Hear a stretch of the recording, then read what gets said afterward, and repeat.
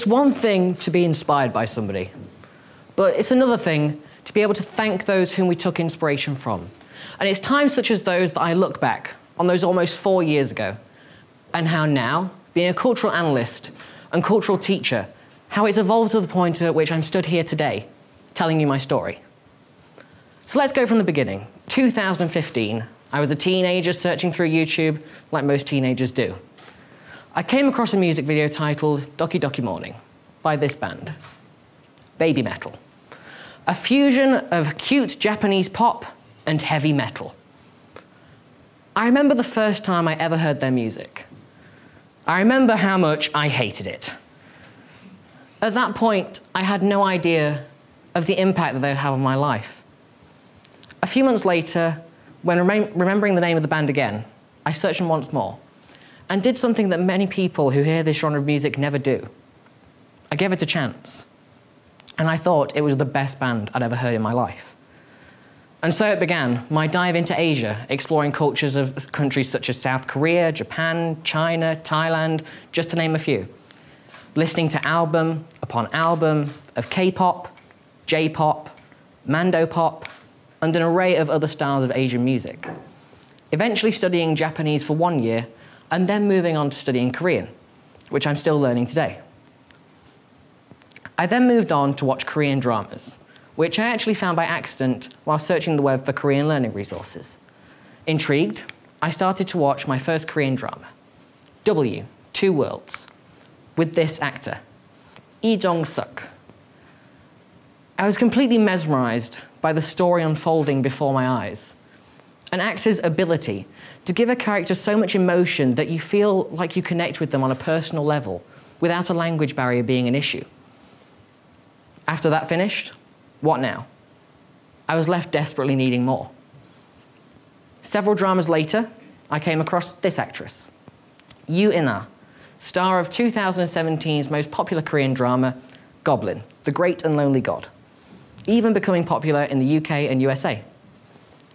She acted in a way that I'd never seen anybody do it before. And I knew that I wanted to be able to act just like her, to give a character such a level of mysteriousness that, as a viewer, leaves your eyes practically hooked to the screen. And I felt like she was almost my calling to continue acting. But then there's that final decider, and the final push, and the decision maker. And for me, it was this amazing woman, Park Shin-hye, an actress who can perfectly portray the human emotions. All it took was for me to see the first episode of the Korean drama titled Doctors, in which she plays the lead role, to know that I wanted to be exactly like her. And it's then that I became fixated on becoming an actor in the Korean entertainment industry.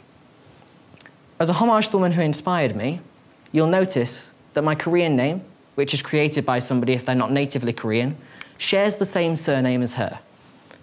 As a sign of gratitude, should I ever become successful in the Korean acting industry. At that point, I'd never known a celebrity to give me such drive to achieve my dream. However, unfortunately, when somebody finds happiness in something, there always has to be people who are against it and put it down. In one of the most upsetting scenarios, I was sent emails by a fellow student that contained video footage of Japanese people being tortured and murdered. At the age of 15, most teenagers would have lowered their voice and kept quiet about what they enjoyed. But if anything, this made my voice louder and made me prouder to be so in love with a culture that isn't my own. Because teenagers today shouldn't feel like they have to change their hobbies, their interests, and quite frankly, who they are, in order to adhere to the societal preferences of others. And that is exactly why I became a teacher. Over the course of the past year, I've taught over 50 students, ages ranging from 7 to 17, Korean language and Asian culture. Some of whom were already immersed in Asian culture, and some who had never been informed in the field before. But the most rewarding thing about being a teacher was being able to see the happiness that it brought to some of the students, because they were in an environment that wouldn't judge them or be against them for the interests that they had, and if anything, would encourage it. And I hope that for my younger students, that it gave them something to hopefully educate themselves further on in the future and be more open to. I then wondered how I could take this further. So in January of 2017, I changed my YouTube name to Sarangable K-pop, which focuses on educating viewers on the Asian entertainment industry, Asian culture, with teaching, interviews, and more. Take a look at this picture. It's a picture of me on live Korean television speaking to my favorite member of my favorite Korean girl group called Red Velvet. Here we are, signing a love heart to each other after she told me these words.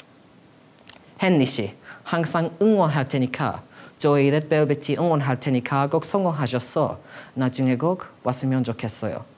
Which translates to, I will always cheer for Henry. Red Velvet will be cheering for your success, and I hope I can come and see you in the future. What overwhelmingly kind words they are for a woman to achieve my dream in which she played such a large role in. She told me to work hard for what I wanted to do, to never give up. So I told her, thank you. This next picture, a picture of me with the host of the Food Network television show Korean Food Made Simple, Judy Ju, the woman who originally started it all, inspiring me to learn the Korean language. She told me to try something different, which I did. So I told her, thank you. And finally, this picture, a picture of me with my favorite Japanese duo known as Deadlift Lolita.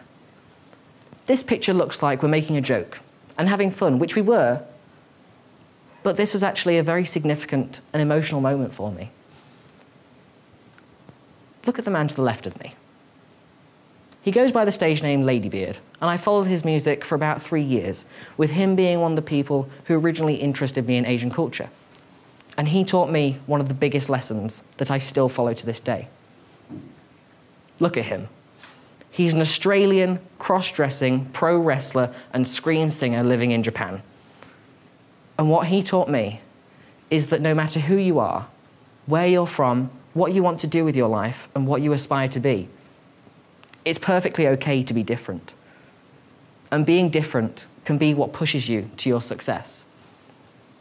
And I told him something that I wanted to tell him since those 3 years of finding his music, and now spreading this message of acceptance. I told him thank you. And there's one thing that I'd like you all to take from this talk. I'd like you to take a moment, maybe a minute, 30 seconds, 20 seconds, or even 10 short seconds, to think of all the differences we have in this world and to just embrace.